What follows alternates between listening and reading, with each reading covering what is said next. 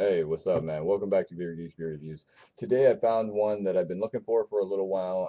I know, people have their different opinions on it. Um, I've been hearing two different sides of the stories. I've heard it's really good, and then I've heard a lot of people that are very, very disappointed on it. Um, Here's said glass for this evening's review, and without further ado, I'm going to introduce to you, bam, Lotus. Here you go. Look at that. Another collaboration coming straight from Stone Brewery and a Rip Current. This is made by a couple of reviewers. I know one specific reviewer, Ryan. People know him on YouTube as Stumpy Joe Jr. He had won a homebrewing contest. I believe it was back in March of this year, and him and this other guy got together. They brewed this homebrew, and they won the contest. And now here's the beer. Um, this here has become a controversial beer. Why I say this is controversial is because of the fact that we do see right here that it is brewed with coconut. Well, I have also read on Ryan's page is that the homebrew version of this beer gets a lot more of the coconut flavor out of it than the bottles that comes from the Stone Brewery and that's been spit out across the country. Um, but I thought, hey, why not pick it up and see what I can get out of it myself? I do know a couple other reviewers. I won't say their names, but they are very disappointed by this beer. But I thought I'd give it a shot, man. If not, I could say at least that I've tried it. All right, let's get into this.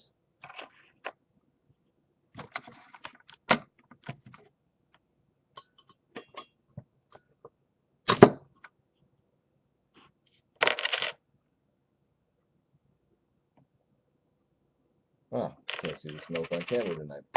Whatever. Man, smelling a little bit of it already.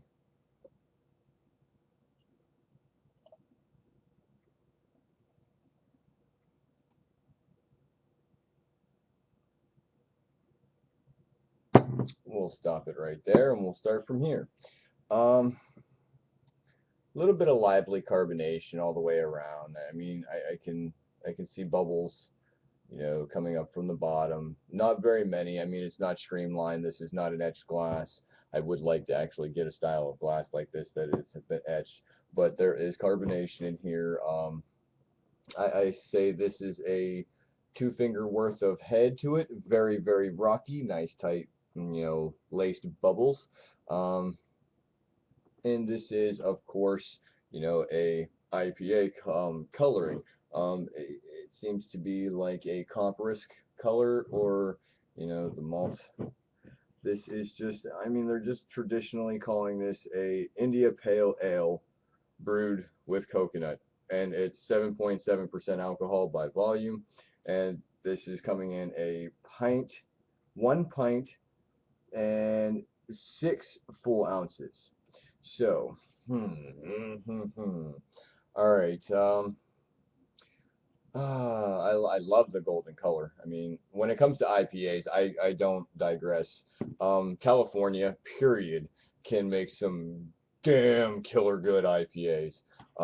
Especially Stone, they have several.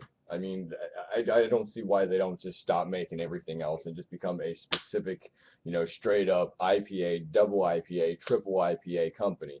I mean, they do their beer so well when they do IPAs, but when they do collaborations, I mean, it's either a hit or a miss. A couple of the last ones have been really good, I will admit that. But let me get into the nose and let you know how the aromas fly.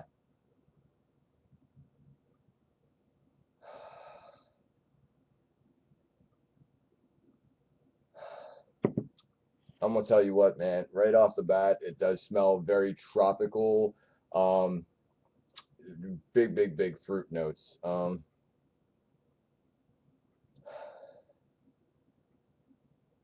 Piney, resinous, citrus, grassy. Wow, I'm gonna have to take off my glasses for this.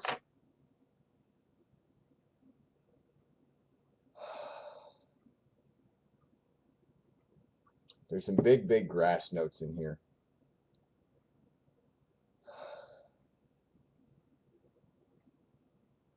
A little bit of a maltiness, a little bit of like a light bready note.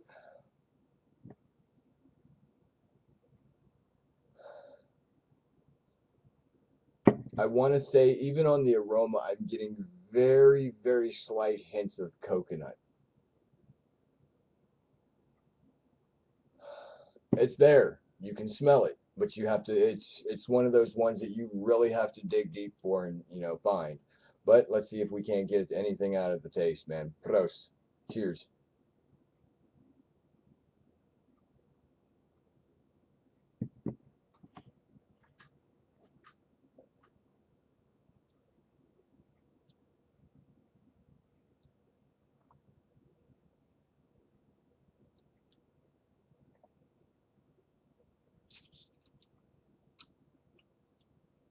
It's there, man. It really is there. The coconut is there. It's more and less in the backdrop of the beer. It is like almost really right there on the finish and the after flavor. You can tell that it is like a roasted coconut.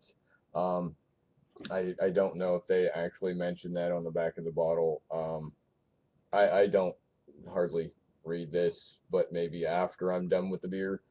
Uh, er, it's there. I know it's there. I know I can taste it. I know that it's like even after you inhale after the first, initial sip and it goes through, you can actually get it, in the after flavor. But, as for the initial taste,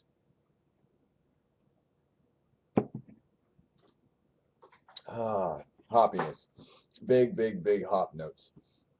Pininess, resinous, like I said, the citrus, grapefruit, pineapple, uh, the strong bitterness. I mean, there's definitely some true bitterness to this. Other than that, you definitely get that slight little like a cracker note to it, like that like fresh saltine kind of cracker note. Just unfortunately without the salt. I mean the hops kind of give you that extra little bite like salt would. The grassiness is still there. You're not really picking up a lot of the malt body. I would assume, you know, two row pale malt. You know, I don't know. I have like watched Stumpy Joe Jr.'s or Brian's um, comment back. He pretty much already released the recipe for his homebrew, and he also mentioned that he was a little let down about the final product, but at that size of of a mass scale produced beer, I mean, you're going to run into issues.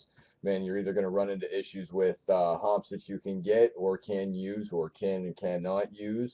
I don't know, man. It's good, but right there, leave out the coconut, man. It's definitely a bomb when it comes to just being an IPA. But when you're just gonna try to sit there and say you got coconut in it and nobody's really picking up the coconut, that's very disappointing.